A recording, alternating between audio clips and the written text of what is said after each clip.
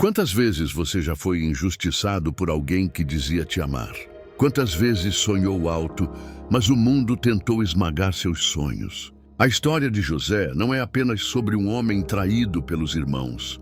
É sobre você, que já foi deixado de lado, mas mesmo assim se recusou a desistir.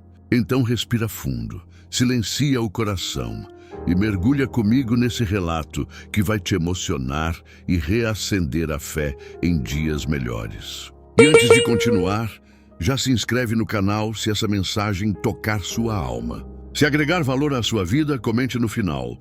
Hoje serei avisado. Tópico 1. O sonhador rejeitado. Quando até os mais próximos viram o rosto, desde os primórdios da humanidade, poucos sofrimentos se comparam à rejeição dentro da própria casa. José, o filho amado de Jacó, experimentou essa dor em sua forma mais dilacerante.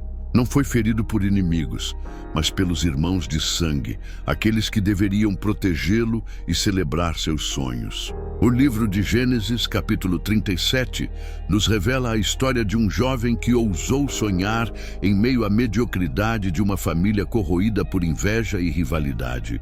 José era diferente. Suas vestes coloridas, presente do pai, já anunciavam que ele era especial. Mas o que o separava não era a túnica, e sim a visão. José via além. Ele sonhava com um futuro em que seria exaltado. Sonhava com um propósito maior. E foi justamente isso que despertou o ódio dos irmãos. Muitos olham para José e pensam apenas em sua trajetória de glória. Mas antes da honra veio o abismo. Antes do palácio veio o poço. José foi rejeitado, lançado em uma cova por aqueles que deviam amá-lo. A cena é brutal e simbólica. Um jovem inocente clama do fundo de um buraco escuro, enquanto seus irmãos, frios e calculistas, almoçam ao som de seus gritos abafados. Quantos hoje não se sentem da mesma forma? Traídos, esquecidos, enterrados vivos emocionalmente por aqueles que mais confiavam? A história de José começa com esse trauma. Mas é nesse vale de abandono que Deus começa a preparar seu plano. O mais impressionante é que José não fez nada de errado. Ele apenas foi fiel ao que viu em seus sonhos. E isso nos ensina algo poderoso. Nem sempre o sofrimento é sinal de culpa. Às vezes ele é o selo da promessa. O mundo odeia aqueles que têm visão. Pessoas que não se conformam com o comum serão sempre perseguidas pelos que vivem no raso. O mesmo brilho que atrai o favor do céu também provoca a ira da terra. Se você está sendo rejeitado por ser quem Deus te chamou para ser, lembre-se de José. Nem todo poço é o fim. Às vezes, é o primeiro passo da escada que leva ao trono. José foi vendido como escravo. Sua liberdade foi arrancada, mas sua identidade permaneceu. Os irmãos pensaram que estavam apagando o sonho. Mal sabiam que estavam dando início ao plano de Deus. Quantas vezes o mal que tramam contra nós acaba nos empurrando exatamente para onde deveríamos estar? A venda de José não foi o fim, foi o início do propósito. E assim como ele, você pode estar sendo negociado por mãos traiçoeiras, mas se for fiel, será sustentado por mãos celestiais. Tópico 2. A dor da traição. Vendido por aqueles que deveriam amar. Imagine por um momento o olhar de José ao ser lançado dentro daquela cisterna seca por seus próprios irmãos. Seus gritos ecoando, pedindo misericórdia. Ele era apenas um adolescente. Não havia feito mal algum além de sonhar e ser sincero. No entanto, isso foi suficiente para despertar inveja. Essa parte da história de José revela uma das dores mais devastadoras que um ser humano pode sentir. A traição vinda daqueles que deveriam protegê-lo. A Bíblia nos mostra em Gênesis 37 que seus irmãos, tomados por ciúmes, planejaram matá-lo. Judá então propôs que o vendessem a uma caravana de ismaelitas que passava rumo ao Egito, e assim fizeram. José foi vendido como escravo por 20 moedas de prata, um valor irrisório, como se sua vida não valesse nada. Quantas pessoas hoje vivem situações semelhantes? Vendidas emocionalmente por migalhas, descartadas por aqueles em quem confiaram profundamente. Isso acontece em famílias, relacionamentos, amizades e até dentro de igrejas. José é o símbolo da dor silenciosa, da alma que foi esvaziada pela rejeição. Ele gritou, mas não foi ouvido. Olhou nos olhos dos irmãos, mas só viu frieza. Foi traído por laços de sangue, o que torna tudo ainda mais cruel. E é nesse ponto que surge uma verdade espiritual profunda.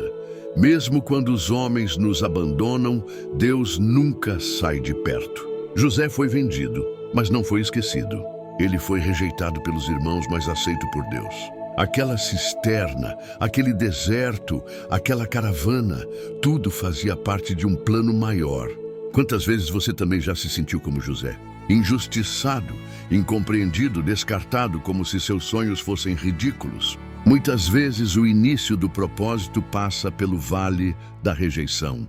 Deus permite que certas pessoas nos deixem justamente para nos conduzir ao nosso verdadeiro destino. O que os irmãos de José pensaram que seria o fim foi apenas o começo de um plano de salvação. E aqui está uma chave poderosa. O lugar da sua maior dor pode ser o ponto de partida para o seu maior propósito. José nos ensina que mesmo quando tudo parece perdido, quando os que amamos nos ferem, ainda assim há esperança. Ele escolheu não se vitimizar. Ele não se entregou ao ódio. E mais tarde veremos como isso será fundamental. Mas por ora, fique com essa reflexão. Deus não precisa da aprovação de ninguém para cumprir o que ele prometeu a você. Se até a traição de seus irmãos foi usada para acelerar o plano, então nada na sua vida é em vão. Absolutamente nada. Tópico 3. Vendido como escravo, mas nunca vendido ao pecado. Quando José foi jogado dentro de uma cisterna e depois retirado para ser vendido por 20 moedas de prata, parecia o fim da linha para ele. Seus próprios irmãos o entregaram nas mãos de estrangeiros, sem qualquer compaixão. Imagine o que se passava em seu coração: a dor da traição, o medo do futuro, a saudade antecipada do pai que tanto o amava. Mas José não deixou que aquela rejeição definisse sua identidade. Ele não deixou que a dor endurecesse seu coração ou o afastasse de Deus. Mesmo marchando acorrentado rumo ao Egito, José continuava sendo um filho da promessa. E isso ninguém poderia tirar dele. No Egito, vendido como escravo para a casa de Potifar, José teve a chance de se revoltar, de desistir ou de se entregar ao desespero. Mas ao invés disso, ele escolheu o caminho da excelência. Tudo o que fazia era bem feito, seu caráter chamava a atenção. Ele não servia a homens, ele servia a Deus. E essa consciência o fazia diferente dos outros. Potifar logo percebeu isso e o colocou como responsável por toda a sua casa. Deus estava com José, mas veja bem, isso não significa que tudo seria fácil. Deus estava com ele, mas José ainda era escravo. Isso nos ensina algo profundo. O favor de Deus não elimina o sofrimento, mas transforma o sofrimento em propósito. Então veio o teste do caráter. A esposa de Potifar, seduzida pela beleza de José, tentou levá-lo ao pecado. Poderia parecer uma oportunidade para se proteger, para se beneficiar, para escapar da dor. Mas José sabia algo que muitos esquecem. Como poderia eu cometer tamanha maldade e pecar contra Deus? Gênesis 39:9. Ele não cedeu. Ele fugiu. Preferiu ser acusado injustamente a trair o Senhor. E o preço por sua fidelidade foi alto. Foi parar na prisão. Mas mais uma vez José escolheu não se amargar. Dentro da prisão, ele continuou sendo quem era, um homem íntegro, dedicado, servo do Altíssimo. Aqui está uma das lições mais impactantes dessa parte da história. A sua integridade vale mais do que sua reputação. José foi tratado como criminoso, mas nunca deixou de ser justo. Ele foi humilhado, mas continuou honrado diante de Deus. Há momentos em que você será injustiçado, acusado ou esquecido. Mas a pergunta que você deve fazer não é: por que isso está acontecendo comigo? E sim, como posso continuar fiel mesmo aqui? José era escravo por fora, mas livre por dentro. Era prisioneiro aos olhos dos homens, mas continuava sendo um príncipe aos olhos de Deus. E assim, Deus o fazia prosperar, mesmo na prisão, mesmo em meio à dor. José não permitiu que o ambiente corrompesse seu interior, e isso o preparava para algo maior. Quando somos fiéis no pouco, mesmo que esse pouco venha com lágrimas e correntes, Deus nos capacita para o muito. José ainda não sabia, mas o que parecia ser sua ruína era, na verdade, o degrau que o levaria ao palácio. Tópico 4. O perdão que desarma o ódio. A grande virada de José. Imagine você diante das pessoas que arruinaram sua vida, que te jogaram no fundo do poço, literalmente, que zombaram dos seus sonhos, mentiram para o pai dizendo que você estava morto e te venderam como escravo. Agora imagine que você se tornou a pessoa mais poderosa daquele mundo e que elas estão ali diante de você, implorando por ajuda. O que você faria? Essa é uma das cenas mais impactantes e emocionantes de toda a Bíblia. José, agora governador do Egito, com autoridade para decidir sobre a vida e a morte de seus irmãos, escolhe algo que poucos têm coragem de fazer. Ele perdoa. E esse perdão não vem com arrogância, mas com lágrimas. Eu sou José, vosso irmão, a quem vendestes para o Egito. Agora, pois, não vos entristeçais, nem vos irriteis contra vós mesmos por me haverdes vendido para cá, porque para a conservação da vida, Deus me enviou adiante de vós. Gênesis 45, 4, 5. José não só perdoa, como vê propósito na dor. Isso é grandioso. Ele entende que o mal que seus irmãos intentaram contra ele foi transformado por Deus em bem. Isso nos ensina que, às vezes, o caminho do sofrimento é o palco da transformação. A mágoa é uma prisão, mas o perdão liberta os dois lados. E José sabia disso. Do ponto de vista psicológico e espiritual, o que José fez é uma forma elevada de maturidade emocional. Ele transcende o trauma, ele não nega a dor, mas escolhe não perpetuá-la.